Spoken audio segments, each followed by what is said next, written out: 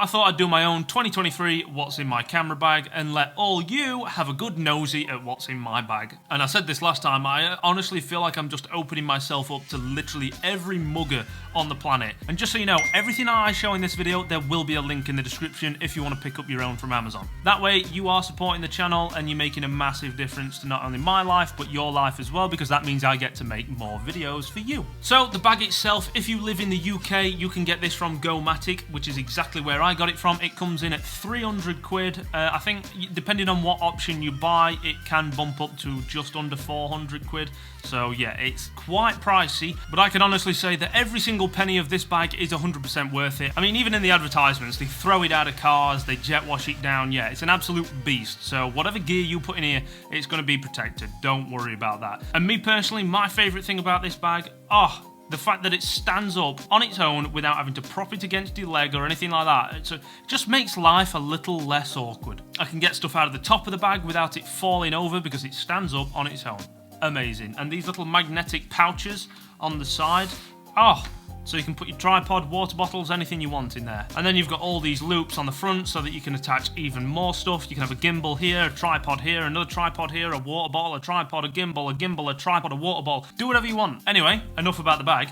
Let's get into the bag. So right at the back of this bag, there is a laptop zip in which you can fit a 16-inch MacBook Pro. This is the 16-inch MacBook Pro M1 Pro. This is the base model, and it has way more power than, probably I even need. And I shoot, spoiler alert, on a Canon R5. So yeah, this thing is an absolute beast. I must carry out about 90% of my work on this laptop. It is unbelievable. It's got MagSafe, it's got SD card reader. The SD card reader alone was a reason to upgrade from the MacBook Air. So let's move on to the actual inside of the bag. So let me show you the 4 stages of the bag. So you've got the loft space, you've got the first cube, the second cube, and then your zippers on the mesh on the front. So in the loft space, this is pretty much where all my knit bits go, nothing too major. Like anything that just doesn't really fit too well into the cubes. It's mainly pieces that I don't necessarily need, but just those little just in case parts. So first up is the PGY Tech Mantis Pod. Now Now this is what's considered the Swiss Army knife of vlog tripods. It opens up, it has all these little options like cold shoe here, a cold shoe here, mount it on the top, then you've got this little arm that sticks out so you can dangle it on doors and other places. It's even got a secret phone mount as well that just tucks away into the bottom there. So this thing comes in handy all the time, whether or not I need to get B-roll, a top-down shot, or I just want to set my phone up for making a quick reel, TikTok, or anything like that. You don't need a camera to have one of these. If you just bought one of these for your phone, you would not regret it, because that little phone holder inside also has a cold shoe into it. So if you wanted to use it as a full mobile vlogging setup, you absolutely could do. Again, links for all this stuff is in the description. Next up is my own little 3D printed mic stand. It's just this tiny little thing with a cold shoe. Like, it just raises the microphone up and angles it about 45 degrees. Just enough so that when you're sat at a desk or you're doing a talking head kind of thing like this, that you can just set the microphone down there and it would point straight up at your mouth. Next up is the Nan light. Love the Nan light. This thing comes in handy all the time because it's magnetic. I've got another one here. So you can do long exposure light painting with these things. You can just stick them to the wall, mount them onto tripods, just have them standing on your desk like that. Product shots, amazing. Next up is the Gomatic lens pouch. Do you remember the old DVD cases, like those big leather book things that your dad used to have where somebody had burnt Shark Tale on disc for him? Like he got Dance Nation CDs, drum and bass, Eminem, all that stuff. That's what this pouch reminds me of. However, that's not what I use it for. I use it for keeping all my lens filters in here. I have a gold Morphic, a circular polarizer, and a... what's that other one called? Variable ND filter, that was it. Thanks for helping me out there. That is where I keep all my filters. And then inside the bag, you also have these mesh little pockets on the sides, and then On one side, I keep my DJI Mini 3 Pro. You know what? I always have problems opening this case. Why can I never do it? You know what? I'm not going to open it. I can't be bothered. I have my DJI Mini 3 Pro Polar Pro filters. These are ND circular polarizing filters for the DJI Mini 3 Pro. Spoiler alert, I've got a Mini 3 Pro in the bag.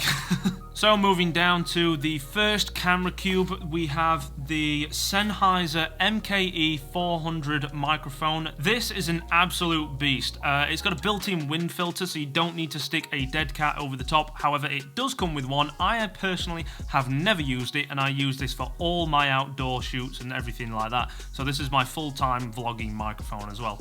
I did do a comparison video versus the Rode VideoMic Pro Plus. If you want to watch that video, the iCard will be up here somewhere. Next up, in the other end of the bag, is a Peter McKinnon Go-Matic battery pack. This is where I keep all my batteries. When you buy one of these, it actually comes with like these Pirate Life stickers, so you can stick them on the batteries, and then when they're dead, you put them in so that the sticker's facing outwards. That way you know that that battery's dead. Very simple, but very clever. Also, it's magnetic, so love that. Next up is the DJI Mini 3 Pro controller. Just wait there a second, just wait there. DJI, please tell me what you are playing at. This is the DJI Mini 3 Pro controller, and this is the Mavic 2 Pro controller.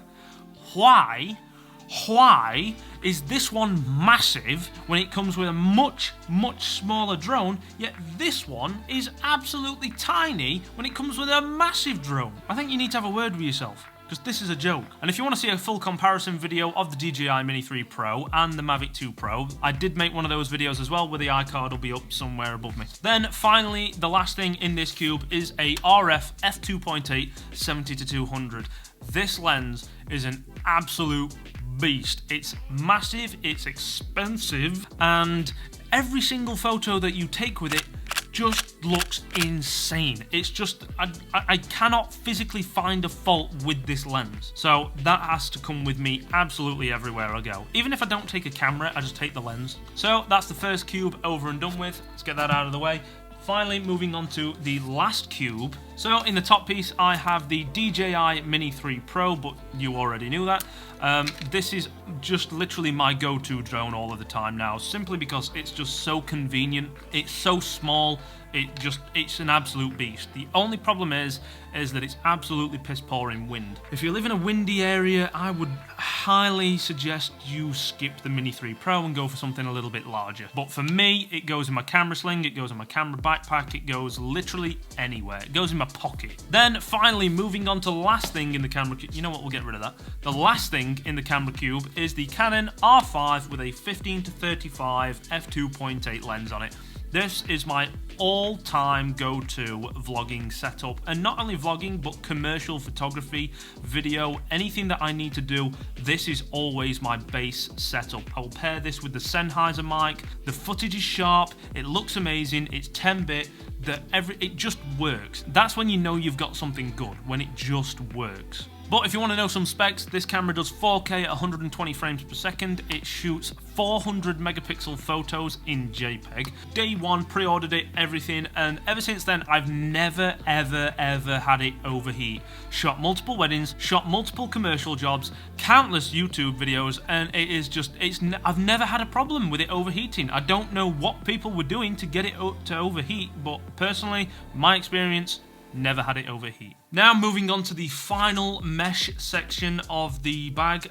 In here I just keep little knickknacks like an extra Swiss Arca plate just so I can mount onto tripods, and a little small rig tool. This has got like a bunch of Allen keys, flatheads, and Phillips pieces on it, just in case there's ever a moment where I need to tighten something up or loosen something off or just attach and build a rig. As long as I know that this is in my bag, I know that I have the tools to make sure that whatever it is that I'm doing, I can fully attach and make sure everything's tight and that the camera gear is safe and secure. And then finally, in this top zipper, I keep a variable ND filter. I keep it in this top piece because it's more easily accessible than the lens filter pouch. Then I also have a USB-C to USB-C short cable, and then a pro grade SD card reader for CF Express. I think it's B for the R5, and a SD card. So this, just when I'm out and about and I've got the laptop, just so I can quickly dump the footage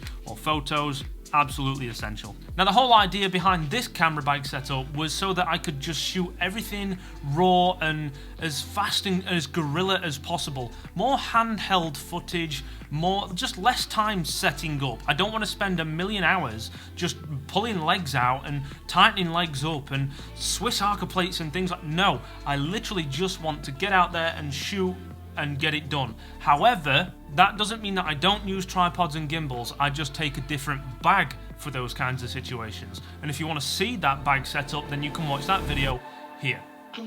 City.